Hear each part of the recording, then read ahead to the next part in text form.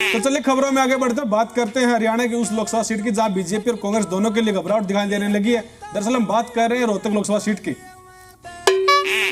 Rohtak via Delhi Chandigarh, Rohtak via Delhi Chandigarh, Rohtak via Delhi भाई चंडीगढ़। कौन सी root की बात कर रहे हो? अभी आप बस कनेक्टर नहीं हो।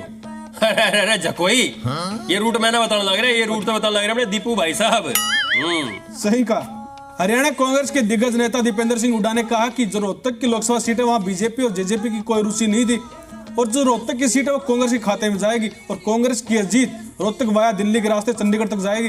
रोहतक की जीत जो है ना सिर्फ दिल्ली तक जाएगी, लेकिन चंडीगढ़ पहुंचकर वाया दिल्ली हम चंडीगढ़ पहुंचेंगे और हरियाणा में अगली कांग्रेस पार्टी की सरकार बनाने की नींव रोहतक लोकसभा सीट के चुनाव से रखने का काम करेंगे। भाई रोहतक लोकसभा सीट पे जीतने खातर दोनों पार्टी जोर लगा रही है, छक्के हैं क्यों? इनकी नाक का सवाल जो बढ़ रहा है। वहीं बीजेपी से रोहतक के लोकसभा प्रत्याशी डॉक्टर अरविंद शर्मा ने चुनावी माहौल में अपनी जो पैठ थी वो बनानी शुरू कर दी है। उन्होंने 400 पार के नारे को बुलंद करते हुए कहा कि रोहतक लोकसभा सीट भी उसी टारगेट के बीच में एक है। मुझे पूरी उम्मीद है 400 पार का जो टारगेट है उसमें रोहतक लोकसभा भी शामिल होगा। ये अरविंद शर्मा जो चुनाव लड़ रहा है, इसको भी भाजपा की मजबूरी थी टिकट देना।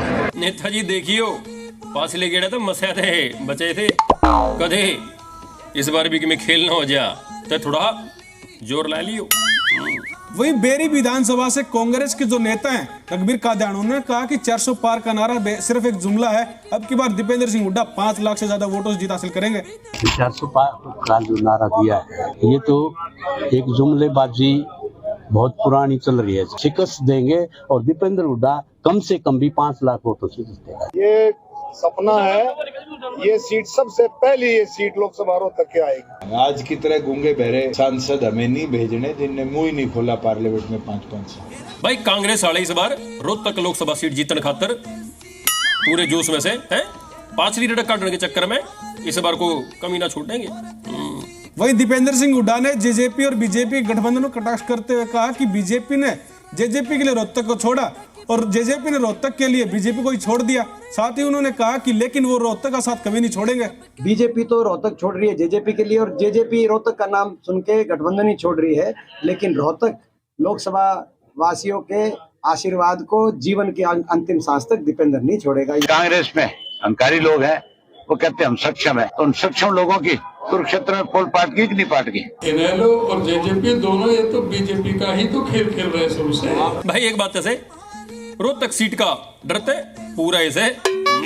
वहीं हरियाणा के पूर्व डिप्टी सीएम दुष्यंत चौटाला ने भूपेंद्र सिंह हुड्डा को चैलेंज करते हुए कहा कि वो लोकसभा चुनाव लड़कर दिखाएं और खासकर रोहतक सीट पर, क्योंकि उनका पता है उन दोनों बाप बेटा को वहां पर बेचैनी हो रही रोहतक की सीट बचाने में। उनके तो पूरे कुनबे में ये घबराहट है कि वो रोहतक बचा ले ना बचे। अगर दम है खुद मैदान में है। बौखलाहट बौखलाहट बौखलाहट। दुष्यंत चौटाला जी तो रोहतक से चुनाव लड़ने से डर के भाग गए। जेजेपी पार्टी की तो प्रदेश में किसी एक भी विधानसभा सीट से जमानत मेरे को लगता है बचेगी नहीं। भाई मैं तो तेरे कहूँ था ने, अगर रोहतक सीट पर हरियाणा का डर खाली बीजेपी और कांग्रेस ने नहीं और भी कई पार्टियां ने से। वहीं हरियाणा के पूर्व सीएम भूपेंद्र सिंह हुड्डा ने 2019 के लोकसभा चुनाव में हार को लेकर कहा कि वो और दीपेंद्र दोनों चुनाव लड़े थे इसलिए वो चुनाव हारे हैं। लड़े थे तभी तो हार गए दोनों। लिख लो, इस हुड्डा परिवार का कोई भी सदस्य जिंदगी में मुख्यमंत्री नहीं बन सकता। 2,52,00,000 रुपया अपने कार्यकाल में कुल खर्च कर पाए हैं। उनका संसद में जो अटेंडेंस है उसमें भी पीछे नंबर था। भाई संग याला ताऊ बातें में कसुते बात क्या गया था भाई।